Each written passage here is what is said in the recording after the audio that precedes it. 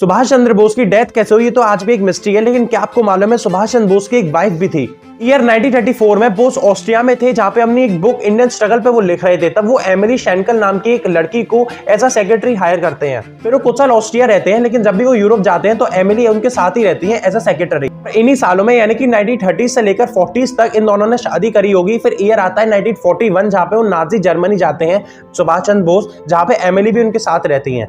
1941 से लेकर 1943 तक वो जर्मनी रहते हैं, यानी कि इन्हीं सालों में उनकी एक डॉटर होती है 1942 में, जिनका नाम होता है अनीता बोस। लेकिन कुछ हिस्टोरियंस ऐसा भी कहते हैं कि बोस और एमिली ने कभी शादी नहीं करी थी। एमिली सिर्फ बोस को यूज करा करती थी वॉर जैसे हार्ड टाइम में एक कंफर्टेबल लाइफ जीने के लिए।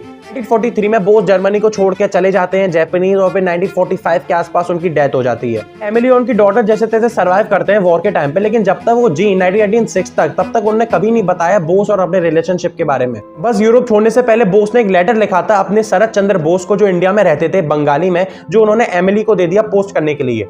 फिर 1948 में शरद यानी कि सुभाष चंद्र बोस के भाई जाते हैं ऑस्ट्रिया एमिली से मिलने। उनकी डॉटर अनीता बोस आज भी हमारे साथ हैं, जो ऑस्ट्रिया में रहती हैं। 2013 में फॉरवर्ड प्रेसिडेंट ऑफ इंडिया यानी कि प्रणब मुखर्जी ने उन्हें इंडिया बुलाया था और सम्मानित करा था। क्या आपको सुभाष चंद्र बोस के बारे में ये सब मालूम था? कमेंट्स में जरूर बताएं।